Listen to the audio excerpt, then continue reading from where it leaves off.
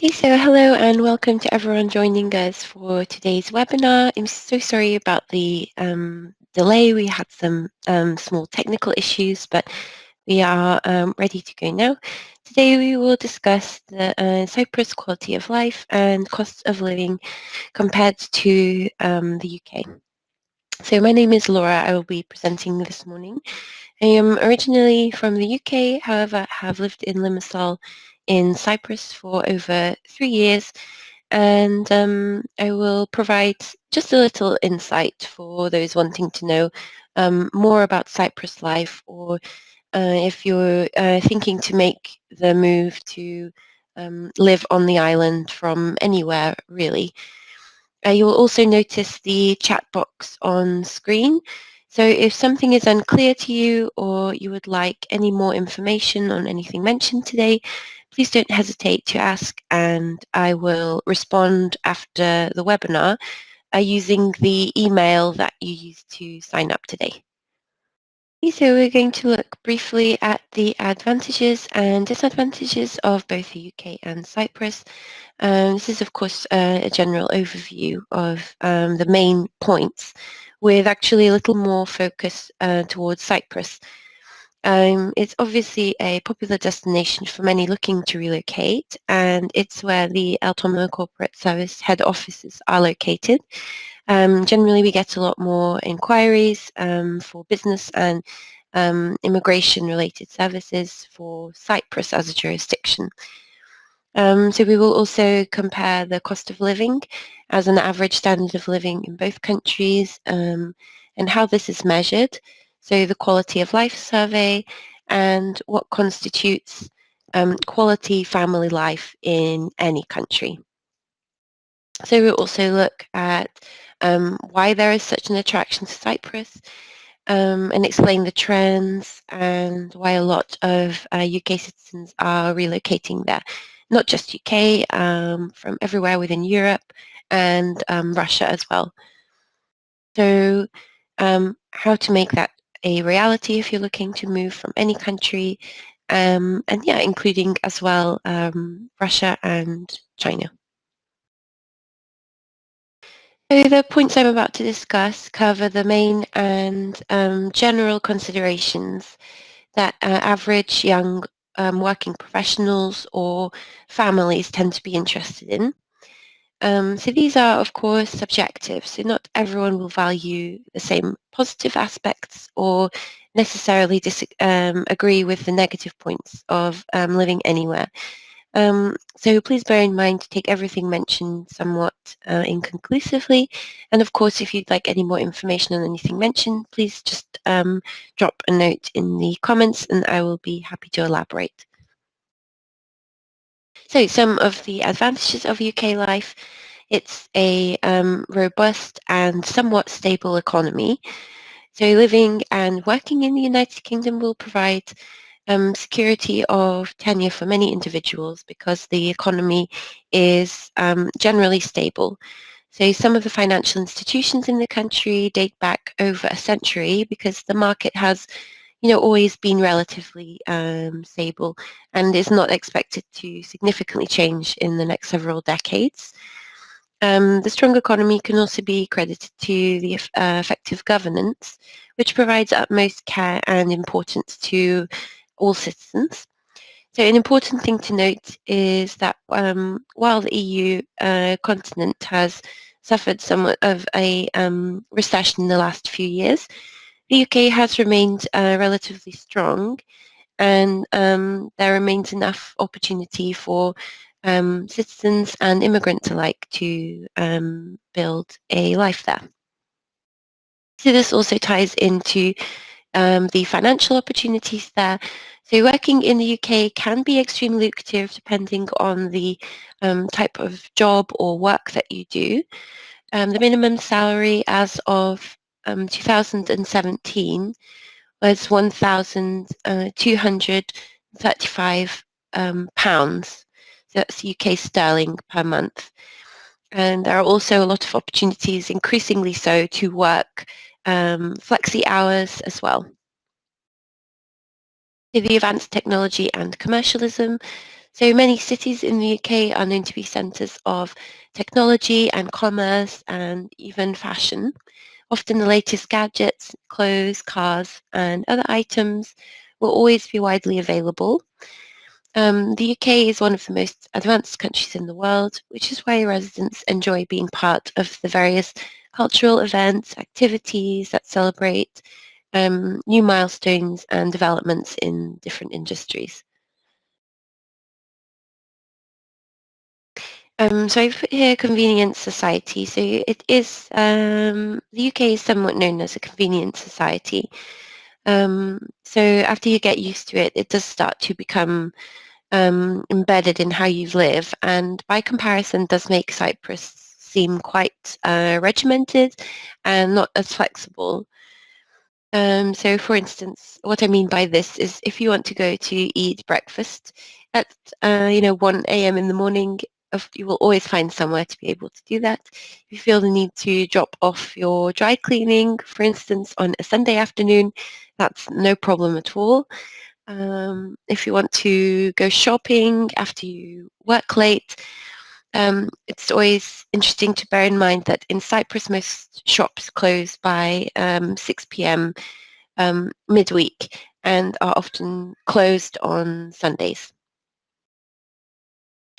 And of course, anywhere where there are big cities, there are a lot of events, so concerts, plenty of dining and entertainment options, art galleries, cultural evenings. Um, but obviously, different things appeal to different tastes everywhere.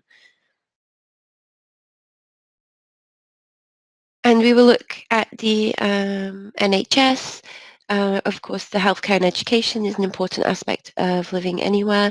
And the NHS really is a huge benefit that residents living in the UK can take advantage of. And this is actually something that not many EU countries can offer. So there are health institutions, educational institutions in the UK that offer free medical services and education. Residents receive a good standard of emergency or medical care, either being partially or, in most cases, entirely subsidised or free of charge. And this is thanks to the National Healthcare Service. It refers to government-funded medical and healthcare services that anyone living in the UK can access without paying for the cost of the service at all, which includes visiting a doctor or a nurse at a doctor's surgery, getting help and treatment at hospital if you are unwell or injured. You can see a midwife if you're pregnant. You can also get urgent help from healthcare professionals working in the ambulance services if you have serious or life-threatening injuries or health problems. So this might include being transported to hospital, for instance. And yeah, of course, there are also a number of world-renowned schools and universities where you can also further their education for free. So, of course, there are some disadvantages of living in the UK.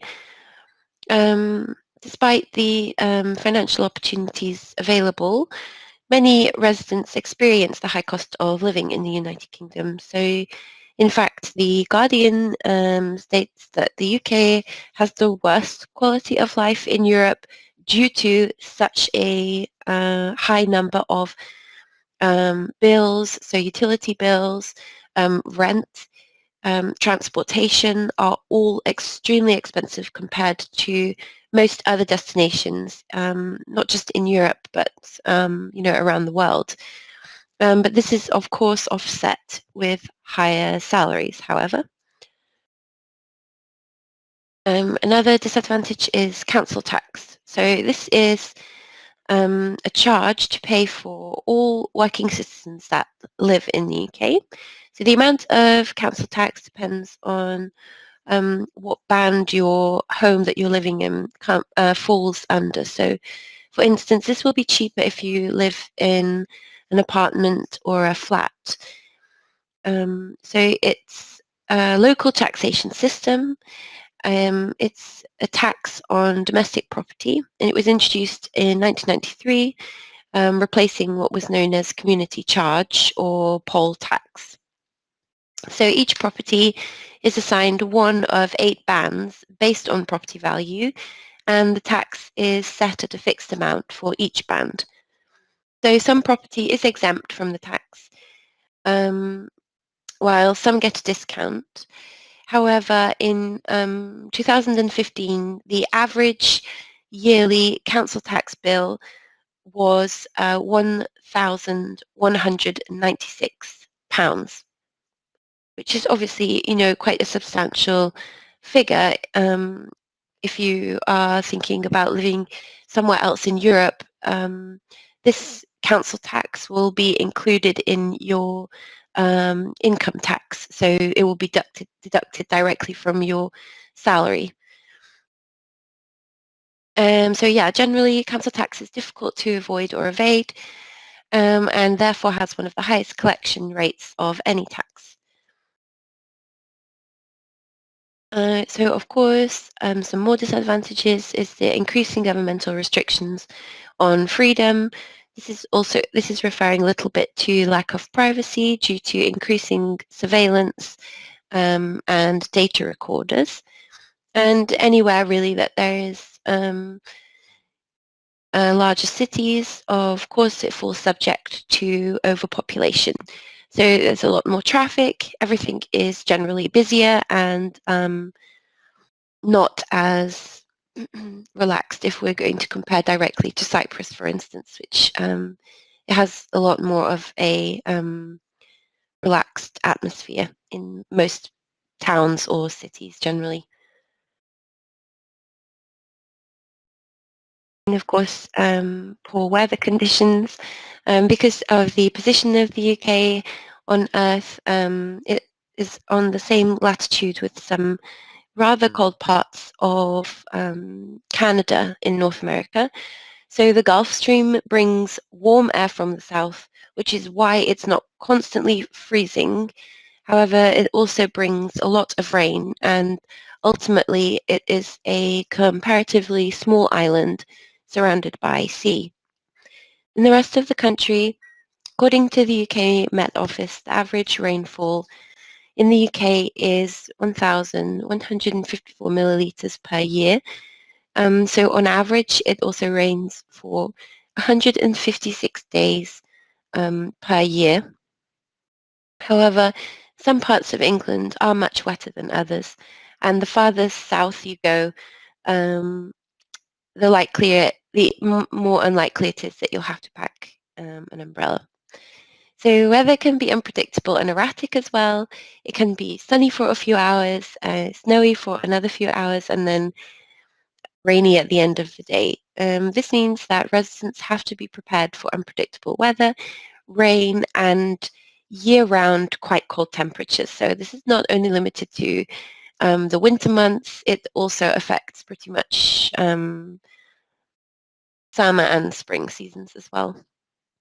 And this is a huge reason why UK citizens move to live abroad, which is a topic we will discuss in more depth in just a few slides.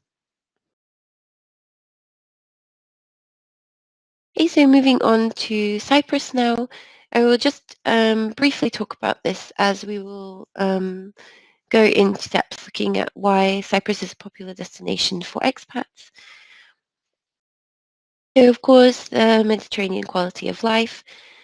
Cyprus offers a comfortable standard of living, and based on the latest worldwide quality of life index, Cyprus marks really favorably and exhibits exceptional lifestyle and top quality of life. So the survey took into account a variety of factors, and of course, yeah, it has a lot of fresh food. The weather is always quite pleasant, and so this means that you can spend a lot more time outside, and this is obviously a huge advantage to living in Cyprus. Of course, the low crime rate, we will look at in depth as well, and the year-round climate. So we will look at this now. So it has warm, dry summers from about April or May time, which span all the way to October, even as late as November. It's beach weather some years, with mild winters and only occasional rain, lasting from roughly December to February season. So summer and winter in Cyprus are separated by short autumn and spring seasons. So the average daytime temperatures during summer range from 21 to 34 degrees, although in high summer temperatures can reach as much as 40 degrees. During the cooler months, temperatures can range between 7 and 15, although during the height of winter there are generally 6 hours of bright sunshine during the day and almost 340 days of sunshine per year. So criminality in Cyprus is among the lowest in the world compared to international standards as indicated by international crime statistics. So indicatively, the number of serious crime was 1,039 per 100,000 in population, which is far below the corresponding figure for the European Union, according to Interpol statistics. Cyprus is without a doubt the safest country within the EU based on analysis of data from the EU Statistical Office, Eurostat. So you cannot draw this conclusion simply by visiting the Eurostat website, as the statistics are simply given in their absolute form, so the total number of recorded crimes, the total number of violent crimes or robberies, etc. But from the site you can find out that there were 2.3 million crimes recorded in Spain. This was in 2015, and 4.4 million in the UK for the same year, but only 8,000 crimes recorded in Cyprus during 2015. Of course, Spain has a much larger population than Cyprus, so if you want to compare, say, places to go on holiday, places to retire, the numbers do not really tell you so much. In order to get comparative analysis, you need to go to a separate part of the Eurostat website and pick up all the statistics on population by country. So Cyprus has been plagued by a history of severe conflict between the Greek and the Turkish. Both of these nations have sought to claim the island without any clear result. We will discuss this in depth in just a few slides. Yet, in spite of all of this, it does remain one of the safest EU countries to live. While instances of petty theft are reported, especially by tourists, on a frequent basis, the crime rate across the island is actually very low. So travellers and visitors are therefore generally advised to keep passports and valuables safe. And of course, it's a great place to raise children. It's possible for children to play outdoors without anyone having to worry about them. And the overall environment is generally safe and secure. So, however, unlike any other place, there are pros and cons of Cyprus life. Looking at the GDP per capita in Cyprus, the island is currently in the lower range among European countries. The capital, Nicosia, is the center of finance and business activity on the island and somewhat of a hotspot for expats living in Cyprus. So the island has suffered from the financial and economic crisis of previous years and reported a high number of unemployment rate. However, it's now steadily recovering. The country is currently finding its way back to steady economic growth, having been an important strategic outpost for and trade center for millennia. Cyprus made the best of its location despite the ongoing territorial dispute with Turkey. So as well, salaries can be relatively low depending on your area of work. So it's closely related to the low cost of living or vice versa. However, the salaries in many jobs are quite low. Um, So you will be able to get by fine, mainly because of the low cost of living, the taxation rate where personal income tax is not paid for the first 19,500,000 pound, euros in the first year. On average, lower wages, and lack of shopping options as well. So it's a market that is increasing with more and more opportunities. However, there is still a significant difference between the shopping options in Cyprus and other places, not only with the limited selection of products, but also many shops take a 3-hour lunch break and rarely open on Sundays. However, luckily there is always the option to purchase online.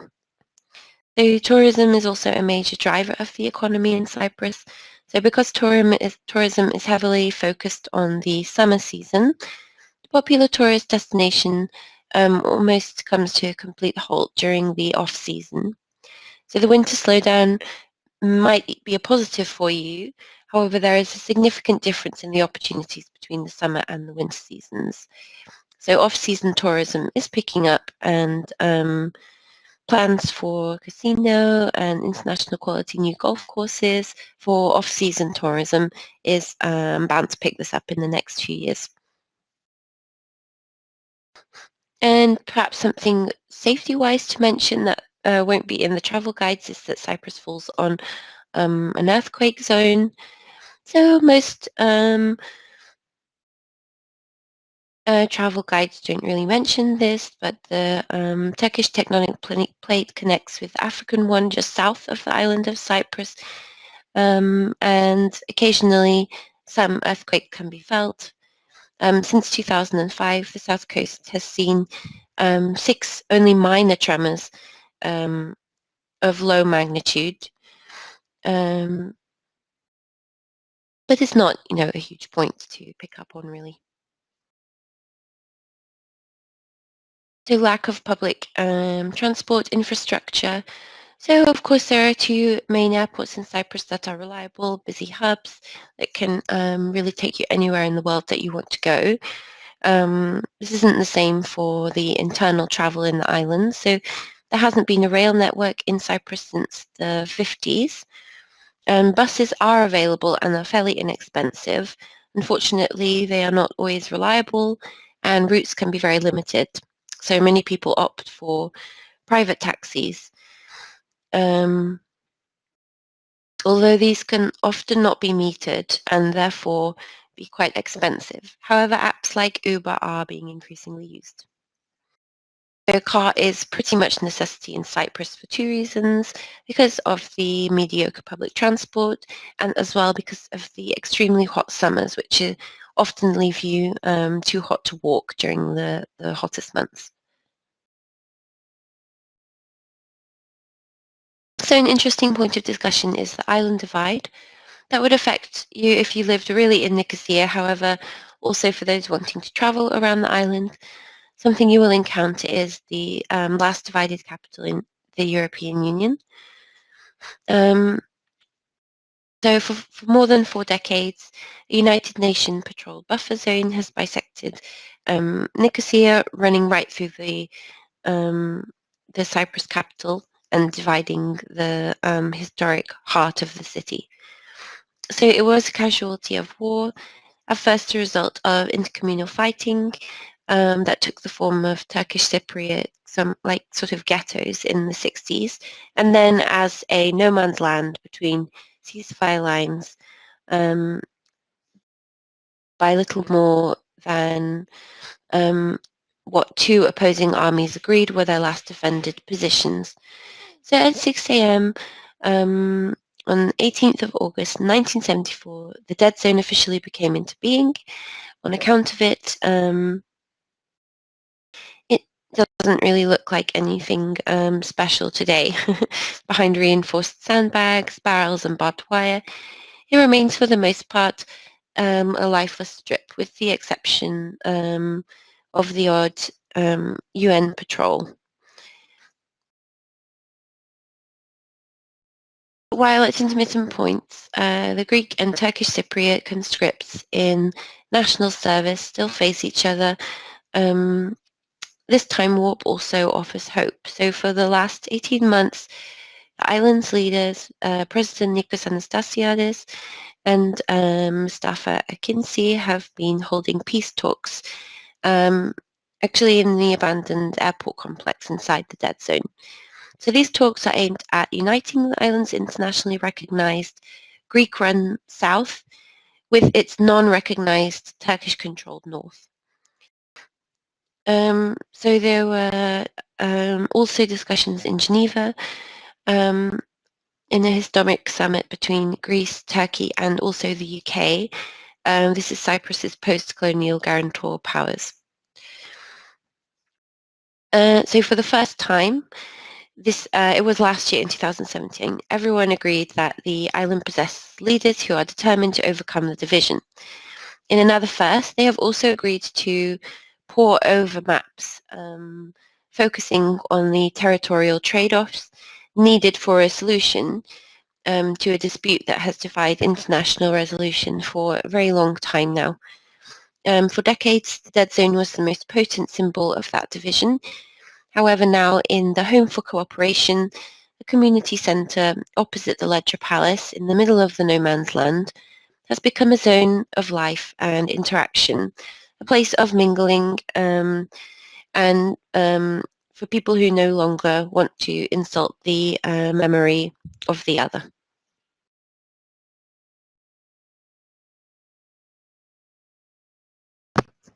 So we'll look at a comparison of the cost of living between Cyprus and the UK. So the cost of living in Cyprus is not as low as it used to be before Cyprus joined the EU in 2004 and replaced the Cypriot pound with the euro in 2008. However, as you can see, goods and services and commodities are still noticeably less expensive than in the UK. So what about the day-to-day cost of living in Cyprus? Aside from the fact that groceries, especially meat, fruit and vegetables, tend to be cheaper in Cyprus than the UK, the taxation aspect must also be considered in the overall cost of living. So restaurants. Generally speaking, restaurants are, of course, cheaper in Cyprus than they are in the UK. However, prices have risen somewhat in the wake of the euro's introduction. As for the locally available selection of restaurant food, unlike some other Mediterranean destinations, Cyprus boasts a range of different international cuisine, but obviously the best and most authentic is the Cyprus food and Mediterranean food. So yeah, you look at the market foods now. Beer and cigarettes also are cheaper, while cappuccinos are a little bit more expensive. This is just the standard, really like market food here. And petrol is cheaper in Cyprus, of course, than the UK, with seasonal prices fluctuating between about 110, €1.10 and €1.30 per litre. There's little more to these low fuel costs than first meets the eye. Public transport, utilities and taxis can be less than half of the cost in the UK, as you can see there. Internet is really the only monthly bill where you generally pay more than the UK, and the internet speed and connection are really quite low quality compared to UK standards.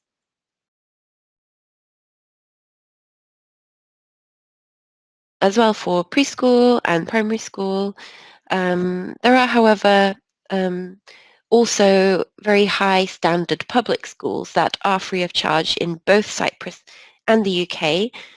The public schools in Cyprus are Greek-speaking, however, if that's something for you to take into consideration. So according to Numbeo, the cost of living in Cyprus is about 24% lower than the UK, excluding rental prices. Rent in Cyprus is 55% lower than the UK, and property prices can be up to 65% cheaper if purchasing. So generally speaking, the cost between the two um, just really depends on, personal preference, how you choose to live, your um, what you give importance to. Um, some expats believe that Cyprus is becoming more expensive, while others think that almost everything is reasonably priced. The prices of most products and services are anything between 20 to 50% lower than the UK and are definitely significantly lower than many other European countries. According to the data overall, it's a little bit lower than the European average for to live in Cyprus. However, of course, expats from, for instance, Africa, Asia, even Russia, are likely to find the island a little bit more expensive.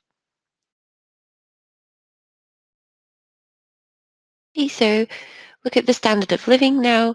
The standard of living refers to the level of wealth, comfort, material goods, and necessities that are available to certain socio-economic class in certain geographic area. So the standard of living includes factors such as income, quality, availability of employment, class disparity, poverty rate, affordability of housing, hours of work required to purchase necessities, gross domestic product or GDP, inflation rate, amount of leisure time every year, affordable or free access to quality healthcare, availability of education, life expectancy, cost of goods and services, economic growth, economic and political stability, political and religious freedoms, environmental quality, climate, and safety. And the standard of living is closely related to quality of life as well. So the quality of life index specifically is what we're going to look at. This is the measurement that it's just a fairly standard measurement, really. So for the quality of life index, um, this is obviously the higher the score is better, and it's an estimation of overall quality of life by using an empirical formula, which takes into account the following. Purchasing power index. So obviously higher is better here. The pollution index, which lower is better. The house price to income ratio, here lower is better. The cost of living index, lower is better. The safety index, which of course it's the higher the score, the better it is. The healthcare index, the higher the score, the better it is. And the traffic commute time, of course, lower is better here.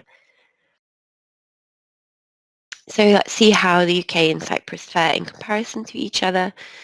So as you can see, both have an overall high ranking in the Quality of Life Index with no red points for any key aspects.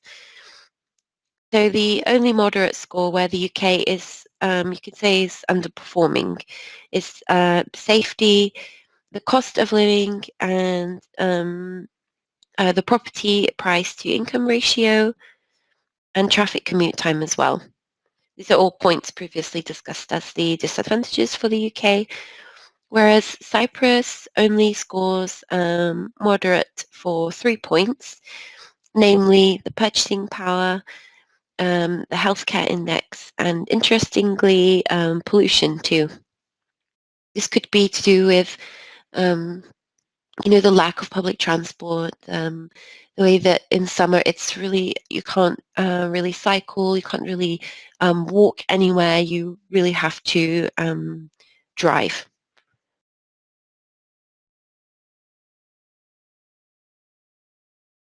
So from the fairly equal test results from the quality of life, we will now look at why such a high percentage of um, people move to Cyprus and find it an appealing place to settle, whether it be to retire, study, or start a family. So with all the rainfall per year in Cyprus, in the UK, sorry, Cyprus Mediterranean climate with mild winters is a huge attraction. The country's proximity to the equator influences the temperature and its overall climate. Of course, the low crime rate in Cyprus is really appealing, and the healthcare standard as well. So ranked by the World Health Organization as one of the healthiest countries in the Mediterranean, Cyprus has an excellent healthcare system provided through both the private and the public sector. The public health service is funded through the social security payments of those who work on the island, whether Cypriot or foreign residents. The system provides free or low-cost healthcare for those who contribute to social security, plus their families and retirees, as well as emergency treatment for everyone. However, the full public health service isn't available to foreign visitors who require private health insurance unless they wish to pay higher medical bills. So EU citizens who are visiting Cyprus can receive free outpatient or inpatient treatment with an European health card or an EHIC card, which is issued by the health authority in their home country. However, this covers only essential treatment and not routine treatment. There are a number of private clinics as well throughout the island that specialise in all fields of healthcare, and their fees are low compared to most European countries. So the relaxed pace and excellent quality of life. So for those who want to strike a balance between work and their personal lives, Cyprus is the perfect place to be. One of the first Greek phrases that you will learn after moving to the island is siga siga, which literally translated means slowly, slowly. This is a phrase really often used by the locals, and people in Cyprus firmly believe that all experiences should be enjoyed and the finer things in life should never be rushed. So most expats enjoy a higher standard of life as residents of the island, since they have the better climate, better healthcare, and a higher purchasing power than the global average. An interesting point as well is the number of large expat communities in the bilingual island as well. So the ease of communication here is a huge point. So in Cyprus, English is really widely spoken and extensively used in business as well as everyday life. So, for example, various road signs, restaurant menus are also available in English, and a number of media such as newspaper, local radio, and television programs are also in English. So in the recent past, there's been a significant increase in the number of EU nationals, so Russian and Asian communities as well, who have relocated.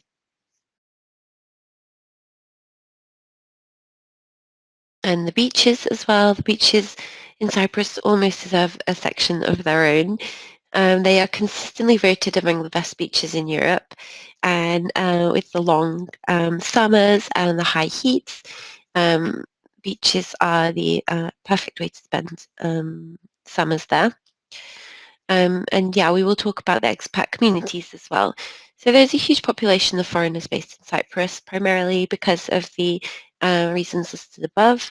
Um, Another point is that it's actually quite easy for them to settle because of the large number of the communities across the region.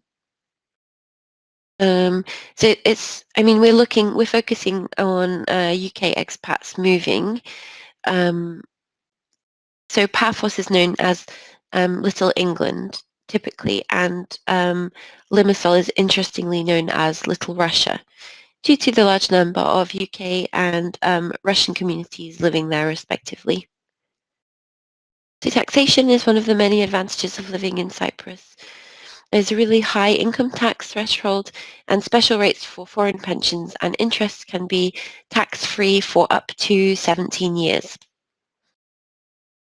So as a resident of Cyprus, you are taxable on your worldwide income. So certain incomes, such as bank interest and dividends, are exempt from income tax. However, taxable in the form of defence contributions. So rental income is subject to both income tax and defence contribution.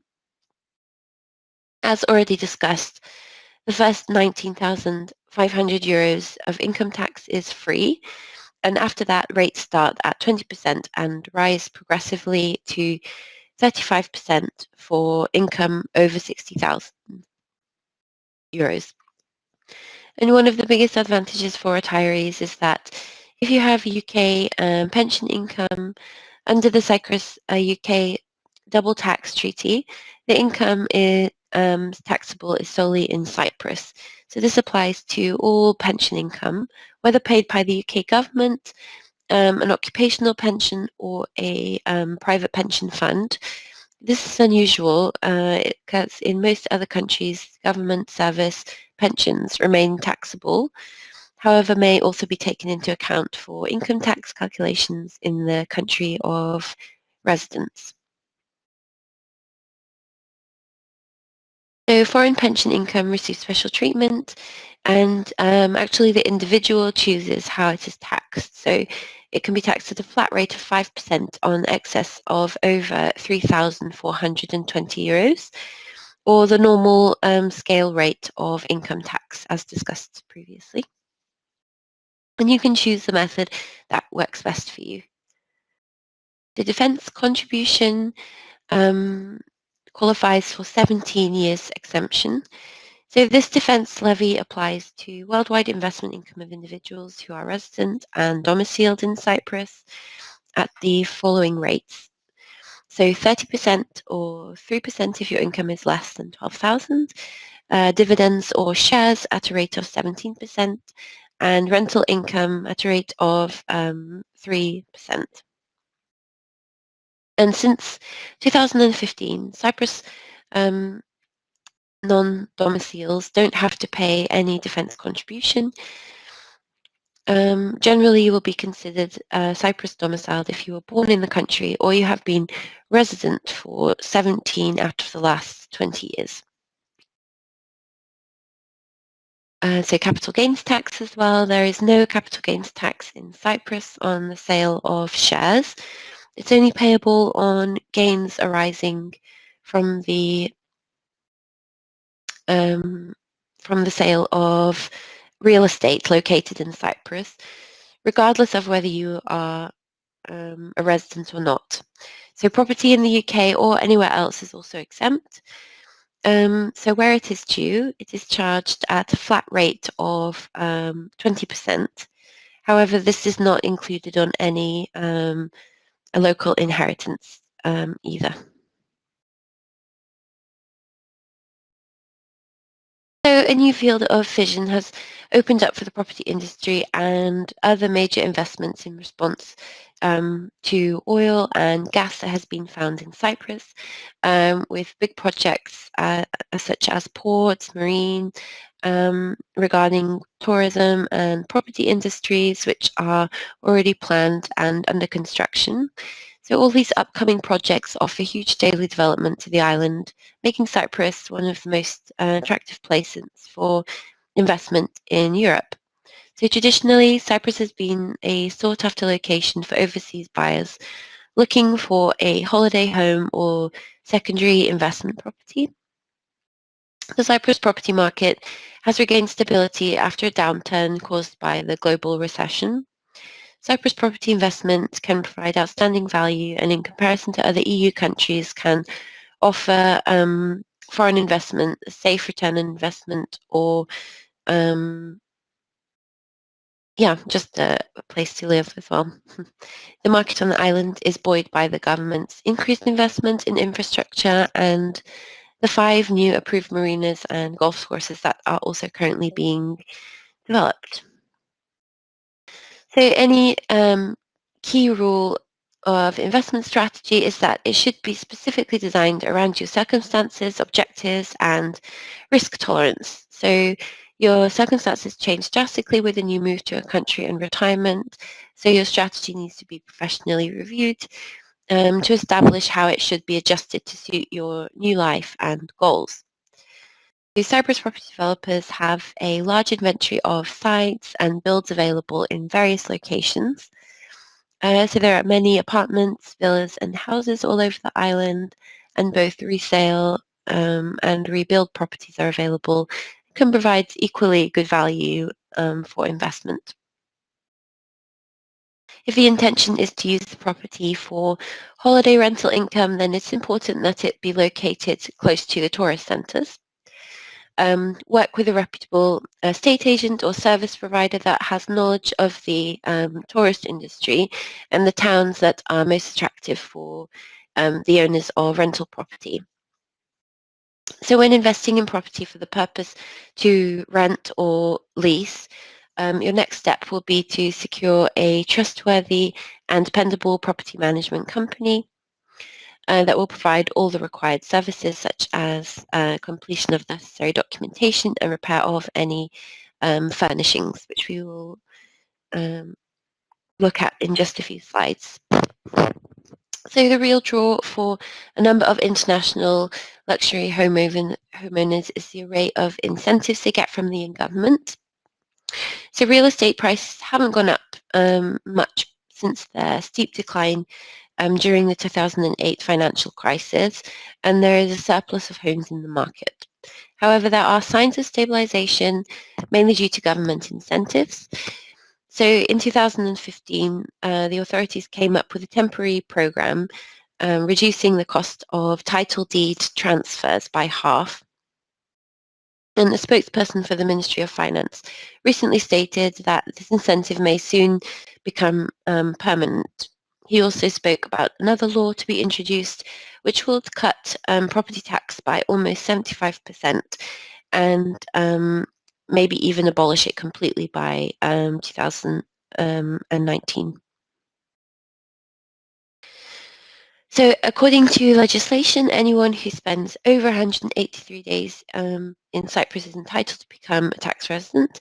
So this means that you have to pay tax on any income you earn locally and overseas. However, UK nationals with this residency don't have to pay capital gains tax on the sale of any UK assets. So if you are not a UK citizen, you'll need to purchase a permanent residency for a minimum of $500,000 to receive Cyprus citizenship. This investment is also included in the required investment of over $2 million.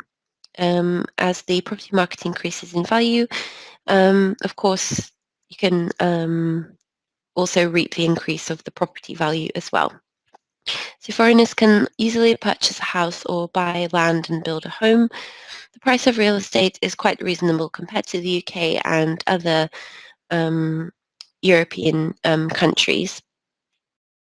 So the process of purchasing property in Cyprus can take a while. It could take more than 3 months to fully close the deal, and this is mainly because of the application you have to make to the Council of Ministers. So the process is quite straightforward, and we will actually look at this now in more depth. So if you're wanting to buy a property in Cyprus or a second property, you can start by gathering a list of properties according to your individual requirements regarding price range, ideal location, property type, for instance. And once you've narrowed down your selection, expert property agents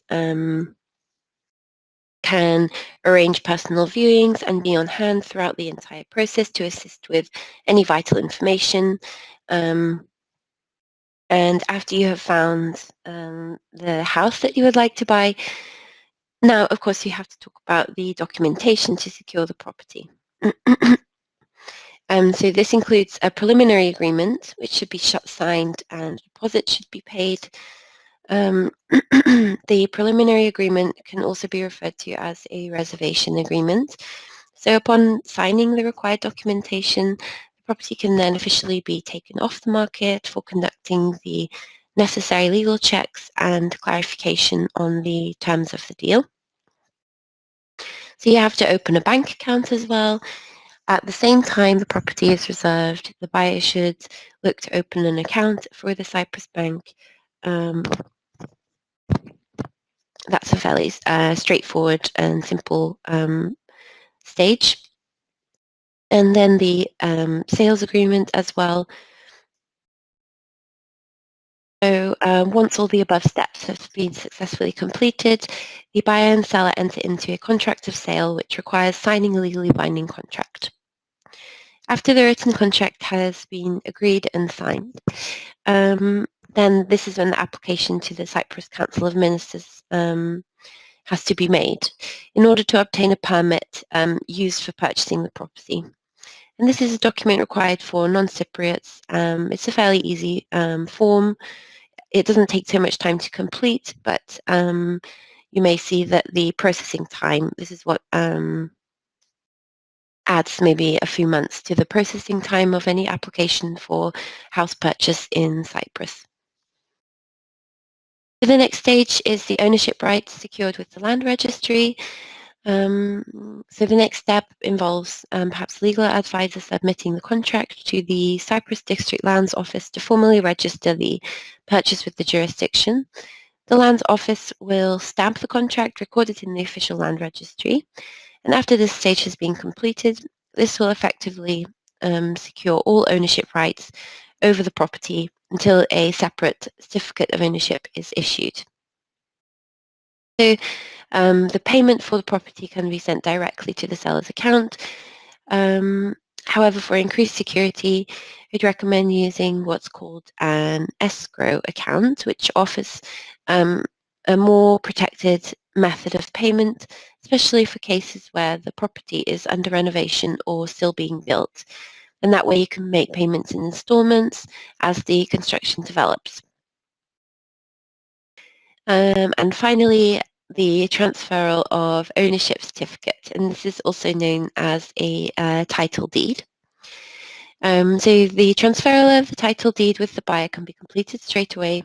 However, it's not usually the case. If the property is still under construction or has recently been built, typically the developer or the seller won't have a separate ownership for the property. And it may be some time to wait before you receive it. So until the time of issuance, your legal ownership rights over the property are held by the sales contract with the District Lands Office. So the application to the Lands Office to obtain the title deed can also be taken care of by a legal advisor or service provider as well. So there are various issues, tax issues that UK citizens face, or anyone faces when moving to Cyprus, especially for retirement purposes. Some Cyprus taxes sound the same as taxes in the UK, however, are calculated differently, and in some cases, what is tax-free in the UK may not be tax-free in Cyprus. So the first thing to note is that there is a very low rate of income tax on pensions when they are transferred. So in addition, rules about transferring pensions are simple and easy to grasp. So it's really worth reviewing your pension fund before moving to both Cyprus or to the UK. There are many options for pensions under UK pension freedom rules. I need to understand how they all work and consider which would be best for you. The Cyprus taxation regime can provide opportunities for residents, and this is a specialist area where it's better really to receive professional advice about it. As well, retirement healthcare, obviously this is something that's really important if you're looking to move in older age. So in common with much of the rest of Western Europe, public and private sector healthcare services for retirees coexist relatively efficiently. allowing patients to choose consultations and surgical procedures as they prefer. So if you're considering private healthcare, um, AXA, which is like a fairly standard insurance company, an international quote is €6,100 per person per year for a comprehensive cover policy for, for someone that is 75 years older or more, with no excess of inclusive taxes based on this is sorry for two people, so a couple aged 75 or over. So state healthcare is also, as we've discussed, inexpensive and sometimes free for EU citizens. If you're from Russia, for instance, probably something that you have to look at separately. So since 2013, nominal charges have been introduced for the treatment of most Cyprus citizens and permanent expat residents. For those who do not hold a medical card, some charges will be higher. So state healthcare is available to anyone paying into the Cyprus social security system. It may also be available to those in receipt of a UK state pension, long-term contribution-based incapacity benefit, or bereavement allowance. So in order to qualify for any of these, it will be necessary to apply for an S1 form, also known as a certificate of entitlement from the UK Pension Service. Okay, so that concludes today's webinar. Thank you so much for everyone that attended and submitted questions to the chat box. I will reply via email now after the webinar finishes. So thank you, everyone. Again, if you'd like any more information on anything mentioned in the presentation today, please don't hesitate to get in touch. I'd finally like to draw your attention to the expansion of Eltoma's services portfolio into the property market. So you have a number of unique properties on the market for Cyprus investment opportunities. Should you wish to find out about any more of the properties on screen, you can do so by entering your email address directly into the chat box, and one of our property agents will revert to you shortly.